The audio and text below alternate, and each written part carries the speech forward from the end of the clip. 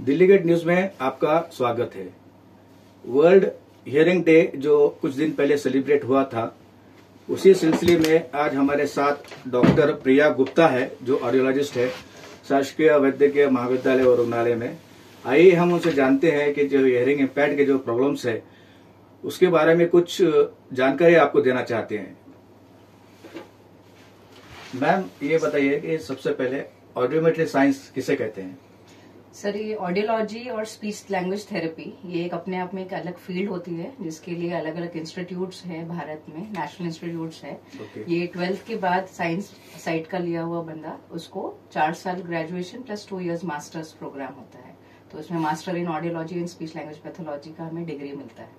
और ये जो साइंस है it is related to hearing and speech, मतलब सुनने की क्षमता, सुनने से रिलेटेड जो भी पुनर्वसन बोलते हैं हम जिसे रिहैबिलिटेशन, उससे रिलेटेड जो भी सर्विसेज है वो इसमें सिखाई जाती है। और बोलने के लिए जो प्रॉब्लम है, स्पीच की जो प्रॉब्लम है, वो भी इसी कोर्स में आपको सिखाया जाता है। मैडम, जो हियरिंग लॉस है और स्पीच थेरेपी जो है आप जिसे कहते हैं, उसके बारे में थोड़ी सी जानकारी दीजिए।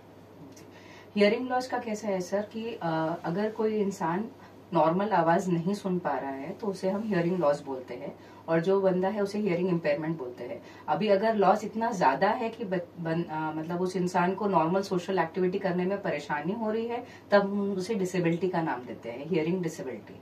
तो यहाँ पर कैसा होता है, अलग अलग डिग्री के लॉसेस होते हैं कि कितना डिग्री का लॉस उसे है, उस हिसाब से किस टाइप का लॉस है, उस हिसाब से उनका क्या मैनेजमेंट होना चाहिए वो हम डिसाइड करते हैं। और ये सब करने के लिए हमारे पास अलग अलग इंस्ट्रूमेंट्स होते हैं जिससे हम जांच करते हैं। और जांच जो होता है वो छोटे बच्चा, मतलब 1 दिन का जो बच्चा पैदा होता है वहां से लेके एक 60 साल प्लस के ऊपर जो सीनियर सिटीजन है, हर किसी का जांच करने का यहाँ पर अलग अलग इंस्ट्रूमेंट्स का सुविधा होता है। मैम, ये जो हियरिंग लॉस जो प्रॉब्लम्स है, इसका क्या कारण है? बेसिक प्रॉब्लम क्या है, किस वजह से होता है हियरिंग लॉस? सर, अगर अपन देखें अनुवांशिक, मतलब जन्म से अगर है बच्चे में, तो अगर 9 महीने पेट में जब बच्चा है उसमें कोई प्रॉब्लम्स है, माँ में कोई प्रॉब्लम हुआ, कोई इन्फेक्शन हुआ उनको, या जन्म के वक्त बच्चे को किसी चीज का परेशानी या इन्फेक्शन हुआ तो सुनने का प्रॉब्लम हो सकता है। अगर आप अडल्ट में लेके चले तो 60 इयर्स के प्लस सीनियर सिटीजन जब हो जाते हैं तो जैसे नजर कमजोर होती है वैसे कान की नसें भी कमजोर होती है। इसके अलावा अगर आप सर्दी जुकाम वगैरह हो रहा है और आप बराबर ध्यान नहीं दे रहे हैं, उसका कान फूट रहा है, बच्चों को अक्सर सर्दी रहती है और अपन ध्यान नहीं देते, तो ये ईयर इन्फेक्शन भी रिलेटेड होते हैं कि सुनने का प्रॉब्लम होता है। और अब ऑफ लेट अगर हम कोविड का ड्यूरेशन देखें तो जिसमें ऑनलाइन क्लासेस होना बहुत ज्यादा चालू हो गया, तो बच्चे अब जो यंगस्टर्स हैं वो हेडफोन का यूज इस्तेमाल करना या कंटिन्यूस फोन पे रहना, कंटिन्यूस ईयरफोन्स यूज करना, उसके वजह से भी कान की नस कमजोर होती है। तो देयर आर वेरियस रीजन जिसके वजह से कान डैमेज हो सकता है। कभी कान के पर्दे में, कभी हड्डी में प्रॉब्लम होता है जो मेडिकली या सर्जिकली ठीक हो सकता है। अगर नस का प्रॉब्लम है तो वो मेडिकली सर्जिकली ठीक करने के लिए हमें जल्द से जल्द आइडेंटिफाई करना पड़ेगा और फिर उस हिसाब से हमें से ट्रीटमेंट करनी पड़ेगी। तो उसमें ट्रीटमेंट का कैसा रहता है, अगर जितने जल्दी, जैसे छोटा बच्चा है उसका फटाक से हम 1 महीने में ही जांच कर लेते हैं और बाय 3 महीने हमें समझ आया है कि इसे सुनाई नहीं दे रहा है, 6 महीने की उम्र में से मैक्सिमम 1 साल की उम्र तक आप कान की मशीन, हियरिंग एड्स जिसे हम बोलते हैं, वो लगाते हैं या कॉक्लियर इम्प्लांट का सर्जरी करते हैं, तो हियरिंग लॉस ही ऐसी डिसेबिलिटी है जिसको हम रिवर्स कर सकते हैं। बाकी किसी में ऐसा नहीं होता। तो जितना जल्दी आप आइडेंटिफाई करेंगे उतने बेटर रिजल्ट आपको मिलेंगे। हियरिंग एड्स जो है तो लगाने में लोग जरा कतराते हैं, इसका क्या कारण है और किस तरह से उसको देखना चाहिए? अभी जो इस साल वर्ल्ड हियरिंग डे है उसका एक्चुअली थीम हमारा यही है WHO की तरफ से कि चेंजिंग माइंडसेट मतलब अपना नजरिया बदलिए। अगर सुनने का तकलीफ है तो मशीन लगाइए, क्यों नहीं लगाना है? अगर हमारी नजर कमजोर है हमें चश्मा पहनना जरूरी है, वैसे ही अगर हमारे कान कमजोर है तो हमें मशीन पहनना जरूरी है। इसके अलावा और कोई पर्याय नहीं है। तो ये इंडिविजुअल को डिसाइड करना है कि मुझे मशीन लगा के अच्छा सुनना चाहिए या मशीन नहीं लगा के छुपाना चाहिए कि मुझे सुनने का प्रॉब्लम है।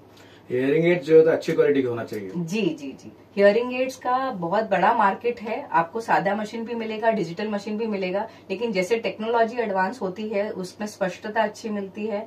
इसी कारण से जो अच्छी क्वालिटी की मशीन है वो लेना हम बेटर प्रिफर करते हैं। लगाने के बाद कुछ प्रॉब्लम आता है मैडम? जी नहीं, क्योंकि जब मशीन हम ट्रायल करते हैं तब हम मशीन का ट्रायल करके ही मशीन दिया जाता है। मशीन दवाई के जैसा नहीं होता कि हमने प्रिस्क्राइब कर दिया और आपको खरीदना है।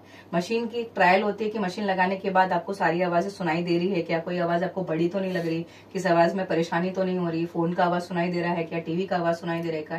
ये सारा ट्रायल होने के बाद ही हम मशीन प्रिस्क्राइब करते हैं। मैडम, हियरिंग जो लॉस है जी, जैसा कि 10% है, 20% है, इस कंडीशन के अंदर जो है वो वापस आ सकता है? सर जैसे मैंने बोला, अगर आप सर्जिकल या मेडिकल मैनेजमेंट में जाते हैं, फॉर एग्जांपल अगर पर्दे में छेद है या हड्डी का कोई तकलीफ है, तो उसको आप मेडिकल या सर्जिकल मैनेजमेंट करके नॉर्मल ला सकते हैं।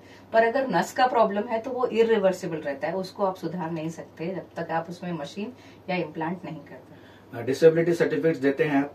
जी, घाटी में disability, hearing disability certificate issue होते हैं, जिसका एक रूल्स एंड रेगुलेशंस हैं। हर किसी को जिसको सुनने का प्रॉब्लम है उसको डिसेबिलिटी सर्टिफिकेट नहीं होता है।